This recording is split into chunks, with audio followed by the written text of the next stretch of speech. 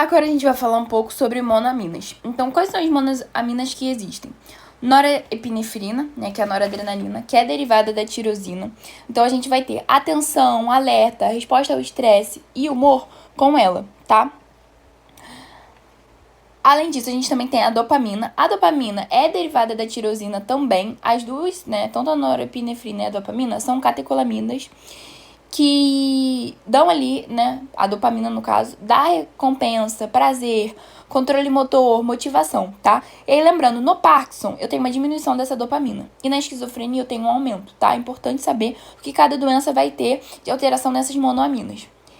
A serotonina, ela é formada, né, do triptofano. Ela vai regular ali sono, apetite, humor, ansiedade, comportamento social, isso tudo. Se eu tiver uma diminuição dessa serotonina, eu posso pensar em depressão. E uma diminuição também eu posso pensar em ansiedade, tá? Então, as redes ali do sistema nervoso têm uma conexão muito grande em que essas monoaminas vão trabalhar sempre juntas para poder manter o controle emocional, tá? Então, depressão, eu tenho ali mais ou menos uma hipoatividade de monoaminas. A psicose, né, que é a esquizofrenia, eu tenho uma hiperatividade da dopa, tá? Ou seja, eu tenho aumento da dopamina. E a ansiedade, eu tenho disfunção em múltiplas vias, tá? Então, a gente vai ver isso mais à frente, tá? Então, como que funciona o controle, né, da sinalização dessas monoaminas? Então, eu tenho um neurotransmissor, que ele vai ser liberado lá na fenda sináptica. Depois, vai chegar no receptor pós-sináptico e eu vou ter a resposta, tá? Aquilo normal que a gente sempre vê na fisiologia. Aí, depois, né, eu tenho a recaptação. Como que funciona? Eu vou ter proteínas transportadoras, ou seja, proteínas de recaptação, que vão pegar essas monoaminas que estão ali na fenda de volta pro neurônio pré-sináptico. Peraí, deixa eu pegar a caneta aqui para desenhar, tá? Então, vai vir e vai sair daqui e vai voltar a ser recaptado, tá? Segundo, né, eu tenho a mão. Lembra da mão que a gente falou um pouquinho antes dela? Do sistema nervoso autônomo. Ela vai estar lá dentro do neurônio, né, neurônio pré-sináptico, e vai degradar o excesso de monoaminas, ou seja, para não acumular, tá? E além disso, eu também tenho a questão do feedback. Então, o alfa-2, lembra que inibe a liberação, né, de noradrenalina? Então, ele vai ver que tá chegando muita noradrenalina ali, e ele vai o quê? Ativar o alfa-2, que é uma GI, e vai inibir, né, frear a liberação de noradrenalina, tá? E aí, é isso. Então, eu tenho recaptação, degradação e também inibição de liberação, tá? E eu tenho ali a ação dos antidepressivos e atuando nisso, que a gente vai falar um pouquinho mais pra frente, tá? Então, vamos lá. A ansiedade, a gente separa ela em dois grandes blocos, que é o medo e a preocupação. Então, vamos primeiro falar do medo. O medo é associado ao pânico e à fobia. É uma reação rápida, né, de ameaças imediatas e vai envolver os circuitos centralizados ali na amígdala. Já a preocupação é um sofrimento ansioso, uma expectativa apreensiva, obsessão, tá? E vai envolver o circuito córtico-estriado tálamo cortical. E, gente, é aquilo que eu falei pra vocês. Falei não, ó, nem falei ainda, né? É aquilo. A ansiedade, ela vai envolver esses dois. Então, se você for ver, todos esses sintomas aqui são de ansiedade, tá? Então, vamos lá. O medo. Circuitos centralizados na amígdala, onde a gente vai ter ansiedade excessiva, né, decorrente de hiperatividade dessa amígdala e desequilíbrio de neurotransmissores. Então, serotonina, GABA e dopamina vão ser os nossos alvos terapêuticos. Uma coisa assim que eu nunca vi cair, né, mas, né, é bom falar. Conexões que o medo vai ativar, conexões do nosso cérebro. Então, COF, córtex órbito-frontal, e CAF, córtex cingulado anterior, né? Ele vai gerar essas respostas conscientes ao perigo, com a interpretação de ameaça e tomada de decisão. Segundo, hipotálamo, ou seja, vai ativar o eixo, lembra, o eixo hipotálamo, hipófise adrenal, liberando o quê? Cortisol, para poder ajustar o metabolismo e preparar o corpo para uma possível situação ali de medo, né? E vai aumentar a glicemia, tá? Terceiro, locus coerulos. vai gerar uma resposta cardiovascular. Então, quando você tem medo, você tem o quê? Um aumento dessa pressão arterial, um aumento da frequência cardíaca, para poder aumentar o estado de alerta, tá? Quarto, periarquedutal, substância cinzenta central. Ou seja, eu tenho uma resposta motora de defesa, luta ou fuga ou paralisia, tá? Lembra, às vezes a paralisia é muito comum, né? A gente vê em alguns casos ali de ansiedade, tá? Quinto, núcleo parabraquial, aumento da frequência respiratória para poder aumentar o oxigênio para luta ou fuga. E o hipocampo, que é a memória, ou seja, memória de trauma e aprendizado, tá? Para poder ter essa noção de, né, e essa experiência de situações de ameaça, tá? Segundo, agora a nossa preocupação. Então, sofrimento ansioso, expectativa apreensiva, né, aquelas obsessões, circuito córtico estriado tálamo cortical, né? Então, o que acontece? Quais são as funções? Controle motor, surgimento de preocupação e ansiedade. Vai integrar, né, as informações emocionais e cognitivas com respostas motoras, tá? Isso aqui é uma curiosidade só sobre a questão do exercício físico, né? Inclusive como que ele vai atuar. Melhorando a ansiedade, tá? Mas é uma curiosidade só por mim mesmo, que eu gostei de estudar essa questão da ansiedade por conta disso. E aí, como é que funciona? O córtex cerebral, ele vai enviar sinais excitatórios ao estriado, tanto o núcleo caudado quanto o putame. Ele vai integrar essas informações, tanto emocionais, cognitivas e motoras, tá? Esse estriado, ele vai processar os sinais e vai começar o quê? A modular os neurotransmissores. DOPA, GABA, glutamato, todos esses.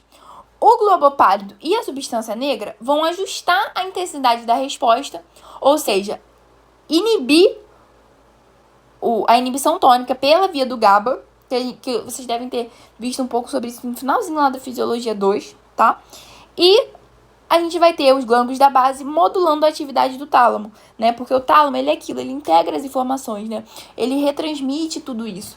Então, ele vai retransmitir os sinais que foram modulados para o córtex, que vai fazer o planejamento, o movimento e as respostas emocionais. Então, é isso, tá? Assim, lembrando, essa dinâmica aqui nunca vi cair, isso aqui também nunca vi, tá? Mas na época eu estudei, mas não caiu assim, tá? E observação, ansiedade, preocupação excessiva, toque, Parkinson, vão gerar alterações, tá? Hiperatividade ou desequilíbrio químico nessas vias aqui. Isso daqui é o normal, tá? E aí uma coisa muito importante, neurônios que vão excitar e inibir todas essas vias. Então, a gente tem um neurônio, né, que é o neurônio glutamatérgico, que é o neurônio que excita, tá? Ele vai principalmente ter a associação ali do glutamato e da noradrenalina. Então, a gente vai ter o neurônio pré-sináptico, que vai liberar o glutamato na nossa fenda. Esse glutamato vai se ligar ao receptor, tá? Que vai abrir canal de sódio. Esse sódio, ele vai entrar e vai despolarizar o neurônio pós-sináptico, ou seja, excitando. Já o neurônio inibitório, que é o neurônio GABAérgico, lembra? O GABA, ele vai inibir, lembra que ele é um neurônio inibitório? Né? No caso, ele é um neurotransmissor inibitório.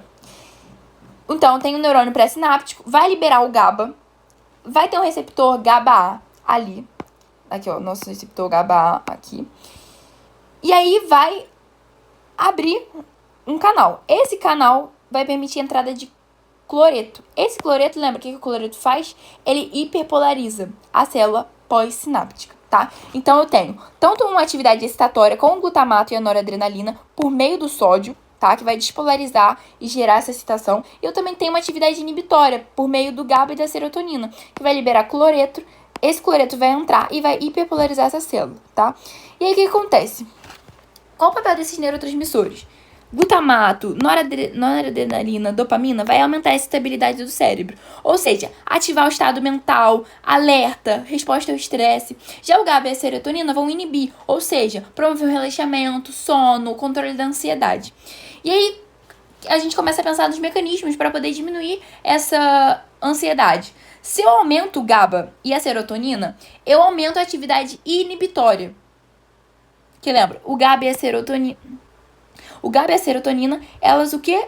Elas estão aqui, aquela questão da calmaria. Se eu aumento eles, eu aumento essa atividade inibitória e eu tenho um cérebro mais calmo, diminuo a ansiedade. Eu também posso diminuir o GABA, desculpa, gente. Eu também posso diminuir o glutamato e a norepinefrina. Ou seja, diminuo a atividade excitatória e reduzo essa hiperatividade cerebral que tá ali acontecendo no medo e na ansiedade, tá?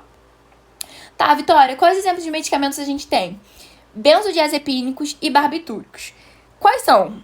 Alprazolam, diazepam, clonazepam, que é o Rivotril, fenobarbital, que é o Gadernal. Assim, são vários medicamentos que é muito conhecido. Gente, Rivotril, meu Deus do céu, né? Quem nunca já ouviu falar do Rivotril, diazepam, né? E o que esses medicamentos eles vão fazer? Qual o mecanismo dele? Esse medicamento, ele vai se ligar ao receptor GABA no sistema nervoso central. Lembra desse receptor GABA aqui?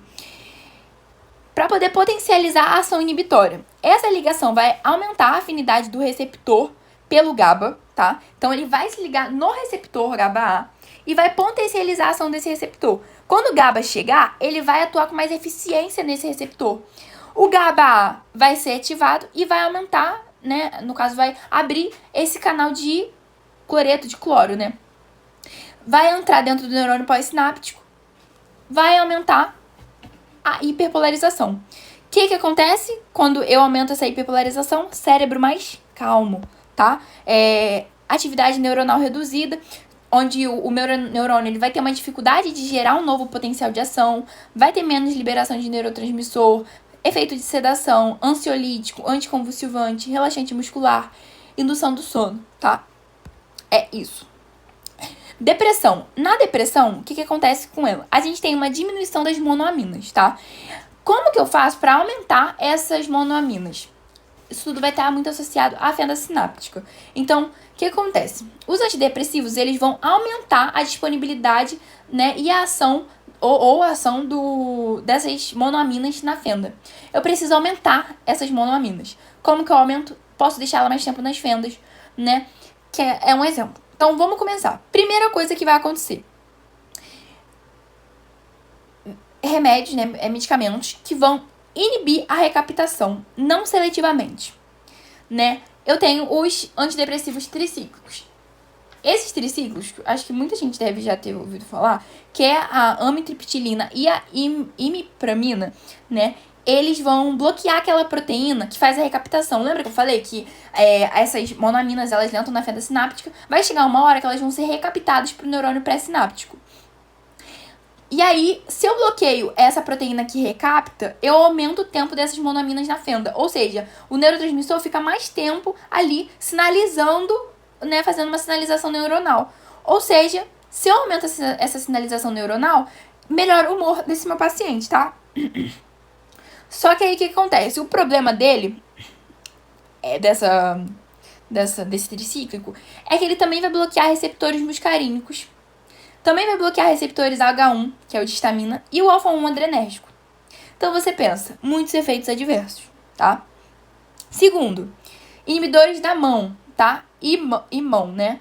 Que é a enzima que vai degradar as monoaminas dentro do neurônio, tá?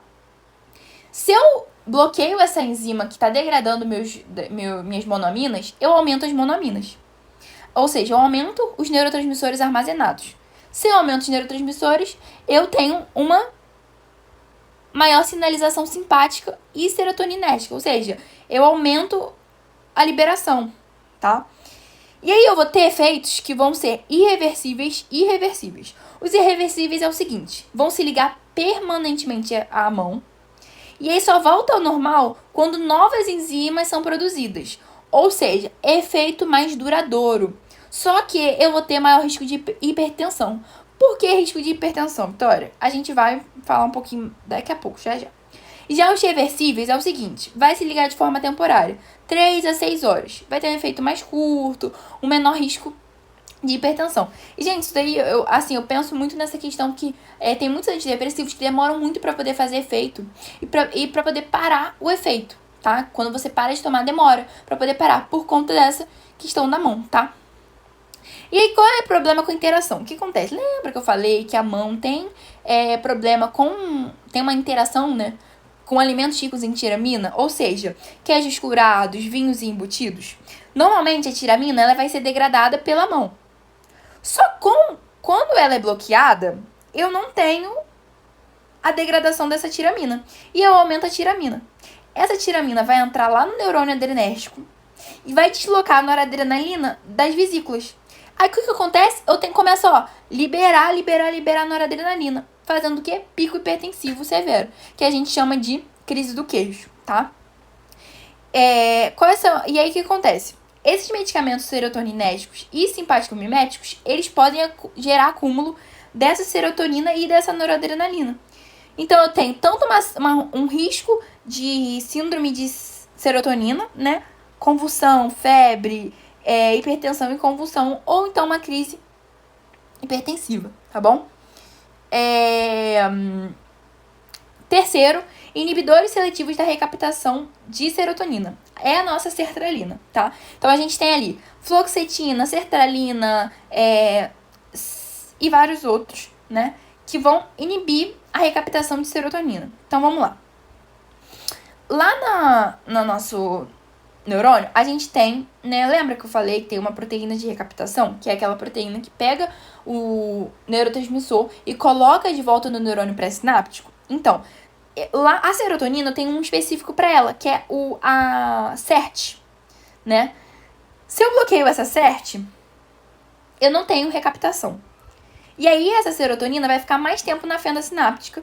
E aí, eu aumento a estimulação pós-sináptica. Aumento o tempo dessa serotonina ali na fenda. Ou seja, melhorando o meu humor e a minha ansiedade, tá? A vantagem dela é porque ela é muito seletiva para a serotonina. Então, eu tenho menos efeitos adversos comparado com esses tricíclicos, tá? Indicação: depressão, toque, fobias sociais, transtornos ansiosos, tá? Então, é realmente muito bom para essas questões. E aí, o que acontece? Pode ter alguns efeitos colaterais, né? Então, boca seca, constipação, retenção urinária. No caso, eles têm menos esses efeitos comparado ao tricíclico, tá? Porque o tricíclico, ele vai bloquear vários receptores, né? Como eu tinha falado. O tricíclico, ele bloqueia adrenérgico, colinérgico e histamínico. Então, eu não tenho boca seca, constipação, retenção urinária. Então, ele é até preferível do que os tricíclicos. E aí, né, vai existir, né, muitos subtipos de receptores de serotonina, né? Então, a gente vai conseguir ver aqui, ó, vários subtipos. Só que cada um vai ativar uma via intracelular diferente, né?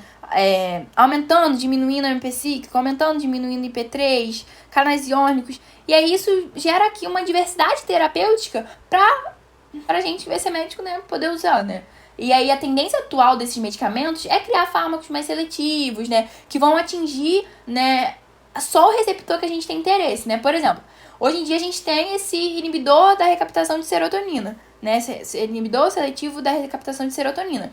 Ele vai atuar só inibindo a SERT. Vai ter menos efeito colateral. Também tenho outros, então eu tenho risperidona, que vai atuar tratando, né, nesse receptor aqui vai tratar enxaqueca, depressão, esquizofrenia e assim, e vários outros, sabe? Que vão atuar nessas vias, tá?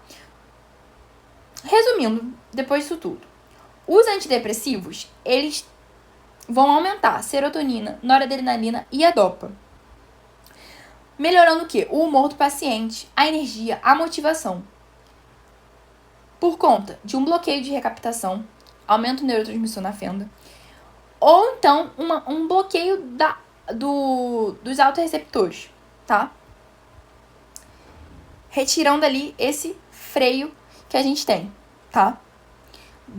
Lembra que eu falei que tem um freio lá do alfa 2, né? Então, se eu bloqueio esses autorreceptores, eu vou retirar esse freio do neurônio pré-sináptico e aí eu libero mais neurotransmissores. Só que a gente tem os clássicos, que são os tricíclicos. Não vão ser seletivos, então vão bloquear todos. Vai bloquear muscarínico, vai bloquear alfa, vai bloquear histamínico, serotoninérgico, vai gerar mais efeitos colaterais. Então, quais efeitos colaterais que a gente vai ter desses tricíclicos? Efeitos anticolinérgicos, boca seca, visão turva, retenção urinária, taquicardia, ganho de peso. Anti-alfa 1, ou seja, vai bloquear aqueles receptores alfa-1. Vai gerar hipotensão, tontura, taquicardia, disfunção sexual, congestão nasal, antihistamínico, sonolência, sedação, fadiga, tontura e antisserotoninético. Fadiga, tontura, alteração do sono, tá? Então, esses são os efeitos colaterais, né? Efeitos indesejados dos tricíclicos. E, gente, aí outra coisa, essa tabela aqui ela é muito legal porque mostra que antidepressivo, por mais que tenha esse nome de ser antidepressivo, não trata só depressão, né? Então, a gente pode tratar uma enxaqueca com antidepressivo, tá? E aí, pra finalizar, né, o nosso último é a esquizofrenia. A esquizofrenia tem um desequilíbrio de dopa nas vias do nosso, em algumas vias do sistema. A gente fala que é um aumento, mas aí a gente vai ter, assim, um desequilíbrio, né, pra falar a real. O que acontece? A dopa, nós temos dois tipos de sintomas. Os sintomas positivos, que é quando tem um aumento da dopa na via mesolímbica. Quais são esses sintomas positivos, Vitória? Delírio, alucinação, discurso desorganizado, agitação psicomotora. Isso tudo vai se manifestar na fase inicial do surto psicótico ou durante uma descompensação, tá? E aí é isso que vai levar o paciente a procurar o atendimento. Já os sintomas negativos é quando tem diminuição da dopa na mesocortical, ou seja, no córtex pré-frontal. Ou seja, esse paciente ele vai estar com apatia, embotamento afetivo, ou seja, não vai demonstrar emoções, anedonia, ou seja, não vai ter prazer, isolamento social, déficit cognitivo, isso tudo. Esses sintomas vão ser mais duradouros e difíceis de tratar. Tá, Vitória, então qual é o tratamento da esquizofrenia? Neurolépticos, ou seja, antipsicóticos. Eles são antagonistas dopaminérgicos, ou seja, eles vão bloquear nesses receptores D2, diminuindo a atividade da dopamina. Só que aí, se eu diminuo a dopamina, eu vou estar melhorando os sintomas positivos ou seja, eu vou estar diminuindo a dopamina em todas as vias. Então você pensa comigo, eu vou estar sintomas positivos, eu tenho um aumento da dopa. Se eu diminuo essa dopa na mesolímbica, perfeito, maravilhoso. Agora, se eu que já tenho uma diminuição da dopa na mesocortical, se eu diminuo ela mais ainda, vai dar ruim, tá? Vai dar ruim. E aí o seguinte, a gente agora vai olhar para essa tabela aqui que eu vou mostrar para vocês. Essa tabela é maravilhosa. Eu tenho aqui as vias que a dopa vai atuar. Então eu tenho a mesolímbica, córtex pré-frontal, que esses foram os dois que eu falei, nigrostriatal e tubero-infundibular. O paciente que tem esquizofrenia, ou seja, sem tratamento nenhum, ele vai ter um aumento da dopa na mesolímbica, que são os sintomas positivos. No córtex pré-frontal, ele vai ter uma dopamina normal ou diminuída, tá? Na nigrostriatal e na tubero-infundibular, dopa normal, tá? O paciente que não tem esquizofrenia, ele vai ter tudo normal. Quando eu começo o tratamento da esquizofrenia, ou seja, com essa diminuição dessa dopamina, o que vai acontecer? Na mesolímbica, que eu tinha um aumento dessa dopa, o nível vai ficar normal, porque eu vou diminuir, vai normalizar. Redução dos sintomas positivos. Delírio e alucinação vai parar, vai reduzir. Já na via ali mesocortical, que eu tinha uma dopamina normal ou diminuída, se eu diminuo ela com o tratamento, eu vou ter uma dopamina diminuída ou muito diminuída, agravando os sintomas negativos. Então, esse paciente vai ter mais apatia, mais embotamento cognitivo, tá? Além disso, eu também vou estar mexendo na via nigrostriatal, porque, gente, não é seletivo isso. Então, o que vai acontecer? Essa dopa que estava normal, ela vai diminuir. E aí eu vou ter agora sintomas extrapiramidais. Ou seja, eu vou ter discinesia, parkinsonismo, acatisia, né? Então, discinesia, movimentos involuntários, essa pessoa, a acatisia, essa pessoa não vai conseguir ficar parada, tá? Então, é aquilo que a gente fala, é uma indução, parece que a pessoa tá com uma lesão no sistema extrapiramidal, né? Esse tremor, mas não. Na verdade, a pessoa ela só tá fazendo uso de um antipsicótico mesmo, tá? Parece que a pessoa tem Parkinson, mas não, tá? E, pra finalizar, via tubero-infundibular. A dopa estava normal, vou ter uma diminuição. Ou seja, se eu tenho uma diminuição da dopamina nessa via, eu tenho um aumento da prolactina. E aí a pessoa vai ter o quê? Galatorreia e amenorreia, tá? Então, é isso. E aí, a gente vem pra questão do tratamento. O que acontece? Nós temos 2 tipos de neurolépticos, que são os típicos e os atípicos, né? Os típicos, que foram esses que eu falei pra vocês, eles são esses que vão bloquear todos, que vai dar ruim, né? Então, vão fazer os de primeira geração, né? São os primeiros criados. Eles vão fazer um forte bloqueio de D2, ou seja, diminuir sintomas positivos e também vai diminuir a dopa em outras vias. E aí vai dar ruim, vai dar muitos efeitos colaterais que eu falei pra vocês, né? Que são esses efeitos aqui. Além disso, também vai gerar outros efeitos colaterais em outros receptores, tá? Que também vão ser bloqueados. Então, M1, que é o anticolinérgico, H1, antiadrenérgico e antisserotoninérgico. Então, a pessoa, além disso, ela vai ter boca seca, retenção urinária, constipação, confusão, antihistamínico, sonolência, ganho de peso, hipotensão. Alfa 1, hipotensão postural, tontura, disfunção sexual. Antisserotoninérgico, fadiga, alteração do sono, disfunção sexual, ganho de peso, tá? E aí, quais exemplos de medicamentos que a gente tem? Esse, um muito famoso, gente, Aldol, haloperidol. Esse é muito famoso, tá? Ele é muito potente e tem muito efeito extrapiramidal, tá? Esse outro aqui, clorpromazina, tá? Mas assim, psiquiatra todos vão falar muito do Aldol, tá? Principalmente em crise muito forte, vai usar Aldol, tá? E aí a gente tem os neurolépticos atípicos, que são esses de segunda geração. Eles foram desenvolvidos ali em 1990 para poder reduzir esses efeitos adversos. Que tinha muito, não tinha não, né? Tem muito efeito adverso esses de primeira geração, né? O que eles fazem? Ele é muito legal esse. Eles fazem bloqueio de D2 moderado e bloqueiam o receptor de serotonina. Exemplo que a gente tem, risperidona, olanzapina e vários outros. E aí, por que eles vão ser melhores? Como eu tinha falado, eles vão bloquear moderadamente D2 e bloquear o receptor de serotonina. Então, primeiro, a serotonina, quando ela se liga no receptor de serotonina, ela inibe a dopamina. Eu não quero inibir dopamina, porque eu já tenho uma inibição da dopamina pelo medicamento, tá? E aí, o que esse medicamento ele vai fazer? Ele vai bloquear o receptor de serotonina. Se eu bloqueio esse receptor de serotonina, eu não vou ter serotonina ligando aqui.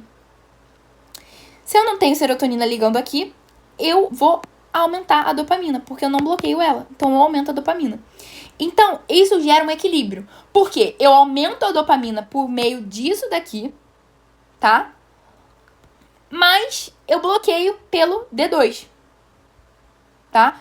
Então, nos típicos, né? Eu vou ter um bloqueio forte de D2. E eu vou ter uma grande queda de dopamina no local na via nigrostriatal. E gerando sintomas extrapiramidais. Já nos atípicos, que são esses que a gente está falando, eu vou ter um bloqueio do receptor de serotonina. Se eu bloqueio esse receptor de serotonina, eu desinibo a dopa.